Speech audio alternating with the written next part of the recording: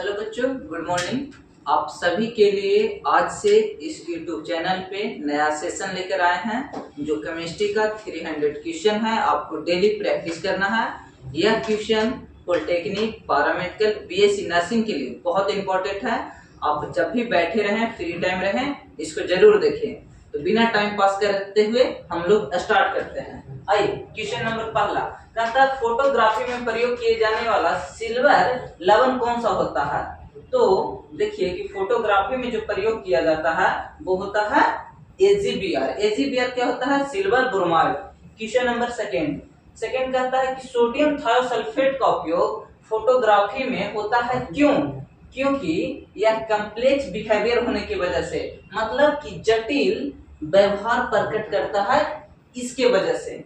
Question number 3 कहता है मोमबत्ती का जलना किसका उदाहरण है। तो आपको पता होगा कि उदाहरण में अगर जाते हैं तो हम लोग पढ़े हैं फिजिकल, दूसरा केमिकल, यानी एक भौतिक परिवर्तन, रासायनिक परिवर्तन।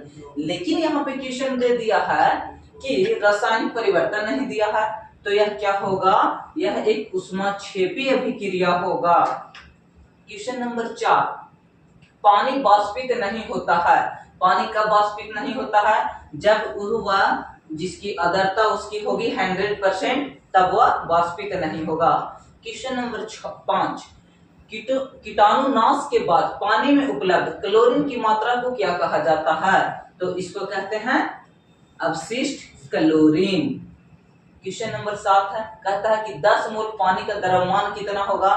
तो आपको पता है ना कि 1 मोल पानी का द्रव्यमान निकाला जाता है, ठीक है। तो इसको निकालने के लिए हम लोग क्या करते हैं, तो 1 मोल बराबर क्या होता है, तो इसको समीकरण से ज्ञात करेंगे, तो इसका आंसर आएगा 180 ग्राम।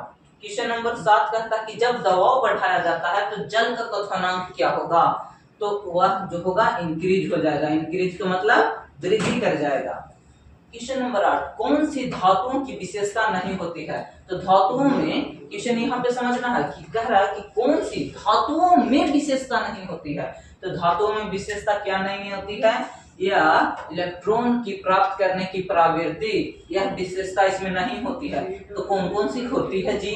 कम इलेक्ट्रोनिगेटिविटी होती है, कम आयोनाइजेशन होता है, आधार वर्धनीय होता है, ये तीनों चीज होते हैं। क्वेश्चन नंबर 9 कह रहा है कि अग्निशामक यंत्र में किस गैस का प्रयोग किया जाता है। तो अग्निशामक यंत्र में किसका प्रयोग करते हैं? कार्बन डाइऑक्साइड का। जरा आप कमेंट बॉक्स में बता दीजिए कि कार्बन डाइऑक्साइड का रासायनिक सूत्र क्या होता है, आपको जरूर बताना है। क्वेश्चन नंबर 10 उबालकर या कैल्शियम हाइड्रोक्साइड को मिलाकर ठोस जल को मृदा जल में बदलने की क्रिया क्या कहलाती है? इस विधि को क्या कहते हैं? तो इस विधि को कहा जाता है क्लार्क विधि। क्वेश्चन नंबर 11 है, कहता है कि मूस पैमाना किसके लिए प्रयोग किया जाता है। तो मूस पैमाना जो होता है यह खनिजों की कोठारता यानी कि कठोरता, हार्डनेस को मापने के लिए इसका प्रयोग करते हैं। क्वेश्चन नंबर 12 कहता है कि किसके लिए अग्निशामक के रूप में प्रयोग किया जाता है। निम्न में से किसे अग्निशामक के रूप में प्रयोग किया जाता है। तो हेलोन का प्रयोग किसमें करते हैं? तो अग्निशामक के रूप में करते हैं। एल्युमिनियम नाइट्राइड का रासायनिक नाम क्या होता है?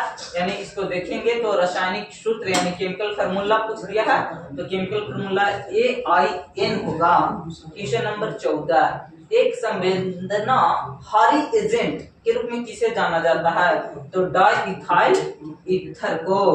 क्वेश्चन नंबर 15 किसी तरल पदार्थ के क्वथनांक बिंदु पर क्या होगा। तो जब किसी भी बॉइलिंग पॉइंट पे कह रहा है a boiling point of liquid it's, तो इसका मतलब टेम्परेचर को जो नियत रखता है, यानी कि टेम्परेचर कांस्टेंट रखेगा। कब? जब तरल पदार्थ क्वथनांक बिंदु पे होगा तब। क्वेश्चन नंबर 16 जैव उर्वरक नाइट्रोजन का रूपांतरण कर देता है किसमें? तो अमोनिया में। क्वेश्चन नंबर 17 वह कैल्शियम लवण जो उर्वरक के रूप में प्रयोग किए जाते हैं उन्हें क्या कहते हैं। ऑप्शन ए है कैल्शियम कार्बोनेट, ऑप्शन बी है कैल्शियम कार्बोनेट, दोनों सेम ही दे दिया गया है, ठीक है। सी है कैल्शियम साइनाइड और डी क्या है? Calcium sulphate. तो आंसर क्या हो गया? Calcium sulphate.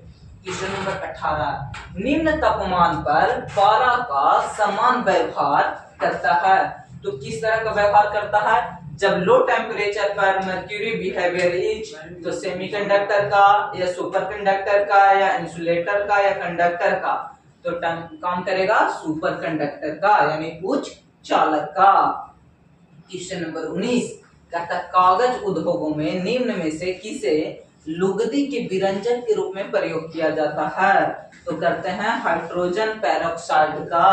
क्वेश्चन नंबर 20 कहता है वह षड्यंत्र जहां जल का शुद्धिकरण किया जाता है और क्लोरोमाइन के द्वारा होता है, तो क्या होता है जब क्लोरोमाइन के द्वारा जल का शुद्धिकरण करेंगे तो इसका आंसर होगा कि कीटनाश किया जाता है यानी कीटाणुओं को समाप्त कर दिया जाता है। अब 20 कहता है कि किसके द्वारा बायोनेट प्रशिक्षण को प्राप्त किया जाता है, तो कार्बोनेट के द्वारा। क्वेश्चन नंबर 22 परम शून्य ताप वह ताप होता है, यानी परम शून्य ताप किसको कहेंगे, तो परम शून्य ताप वह ताप होता है। ऑप्शन ए क्या दिया है, कहता है कि पदार्थ की आणविक गति शून्य हो जाती है। ऑप्शन बी जल उबलने लगता है 298 के पे, या तरल हीलियम उबलने लगता है, या ऑप्शन बी कहता है आयतन शून्य हो जाता है। तो परम शून्य ताप वह होता है जिसमें पदार्थ की आणविक गति शून्य हो जाती है। क्वेश्चन नंबर 22 कहता है कि निम्न में से डायनामाइट्स का प्रयोग किस रूप में करते हैं, तो डायनामाइट्स का प्रयोग किस रूप में करते हैं, नाइट्रोग्लिसरीन के रूप में किया जाता है। 22 किस औषधि का प्रयोग मांसपेशी के दर्द निवारक के रूप में करते हैं, तो दर्दनाशक के रूप में, किस रूप में, दर्दनाशक के रूप में। 25 वह कौन सा संक्रमण धातु नहीं है, ऑप्शन ए में क्या दिया है जरा देखिए तो बढ़िया से, एक्टिनियम, बेरियम, ओस्मियम या रेडियम। तो कौन सा संक्रमण धातु नहीं है, कौन सा संक्रमण धातु नहीं है, तो रेडियम नहीं है। नेक्स्ट क्वेश्चन 26 कहता है कि निम्न में से किसे 2016 में रसायन के क्षेत्र में नोबेल से सम्मानित नहीं किया गया था, यानी who among of the following is not represent of the Nobel Prize 2016 यानी कि 2016 in the field of chemistry। Option A है जीन पियर सावेजे, सर जे फ्रेंजर स्टेड, बर्नार्ड एल फेरिंगा या जॉन एम कोरेस्टेलिजन। तो इनको केमिस्ट्री के क्षेत्र में नहीं दिया गया था। अब 2016 के तो नोबेल पुरस्कार आप देख लिए, जरा आप हमको कमेंट बॉक्स में बता दीजिए कि 2023 का, ठीक है, केमिस्ट्री के क्षेत्र में नोबेल पुरस्कार किसे दिया गया है। अब आपको बताना है 2023 में केमिस्ट्री के क्षेत्र में नोबेल पुरस्कार किसे दिया गया है, आप जरूर बताइए। क्वेश्चन नंबर 27 वह कौन सी गैस ऑक्सीजन की अपेक्षा अधिक भारी होती है, तो ऑक्सीजन की अपेक्षा कौन सी गैस भारी होती है, कार्बन डाइऑक्साइड। जरा एक क्वेश्चन इसी फैक्ट के अनुसार देख लेते हैं, ऑक्सीजन की अपेक्षा कार्बन डाइऑक्साइड भारी होती है, तो वह कौन सी गैस है जिसकी उपस्थिति में, अगर उसकी उपस्थिति ना रहे तो आग नहीं लगेगा, यानी आग लगने के लिए फायर, यानी आग लगने के लिए उस गैस की जरूरत होती है। जरा बताइए तो हमको। हाँ देखिए, आपको बता नहीं रहे हैं, आपको बताना है आग लगने के लिए ऑक्सीजन की उपस्थिति होना बहुत जरूरी है। क्वेश्चन नंबर 28 अतिशीलता में द्रव को ठंडा कर दिया जाता है कब, ऑप्शन ए देखिए तो क्या कह रहा है, below the melting point, below freezing point यानी गलनांक को कम ताप पर, ऑप्शन है बिलो द फ्रीजिंग पॉइंट यानी हिमांक को कम ताप पर, और ऑप्शन सी है द मेल्टिंग पॉइंट पे। तो आंसर क्या हो जाएगा, आंसर हो जाएगा हिमांक से जब कम ताप होगा तब, ठीक है। और क्वेश्चन नंबर 29 आपको 30 क्वेश्चन का एक दिन हम प्रैक्टिस करवाएंगे, ऐसे कंटिन्यू आपको चलेगा, ठीक। 29 कह रहा है कि पदार्थ की गलने की प्रक्रिया को क्या कहा जाता है, ऑप्शन दे रहे हैं। पहला ऑप्शन इसमें दिया क्या है, शल्यन, दूसरा यस दिलेपन, ठीक है, ऑप्शन सी ए है क्रिस्टलीकरण, ऑप्शन डी है वाष्पीकरण। तो क्या होगा, ऑप्शन ए शल्यन। 30 है जो आज का सबसे लास्ट क्वेश्चन, ठीक है, इसको जरा बढ़िया से देख लीजिए। कहता है कि पोटेशियम की खोज किसने किया था, हम्फ्री डेवी, एलन ट्यूरिंग या बिल गेट्स या टिम बर्नर ली, ठीक है।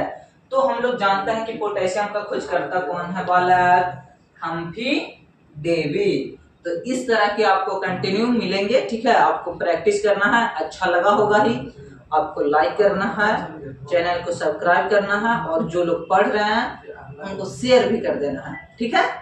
Thank you the watching, most welcome.